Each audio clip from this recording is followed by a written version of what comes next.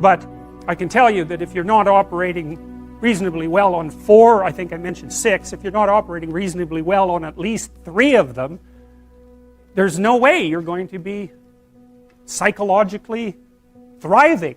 You need something productive to do with your time, most particularly alcohol, because that does in a lot of people. You need a family, like the family you have, your parents and all that. It'd be nice if you all got along, you could work on that, that's a good thing to work on. And then, you know, you probably need children at some point, and that's life. That's what life is. And if you're missing, you know, you may have a good reason to not be operating on one of those dimensions. It's not mandatory. And that's more pragmatic in some sense than psychological, right? Human beings have a nature. There's things we need. And if we have them, well, that's good. And if we don't have them, well, then we feel the lack. And so behaviorists, behavioral psychologists concentrate a lot more on that sort of thing. You know, it's practical. It's like strategizing. Make a career plan. Figure out how to negotiate, because that's bloody important. Figure out how to say what you need.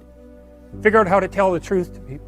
Figure out how to listen to your partner in particular, because if you listen to them, they will actually tell you what they want, and sometimes you can give it to them and maybe they'll return the favor. And if you practice that for like 15 years, well, then maybe you're constantly giving each other what you want. Well, hooray, that would be good. And then there's 2 of you under most circumstances, and it's better to have 2 brains than 1, because people think differently because of their temperament mostly.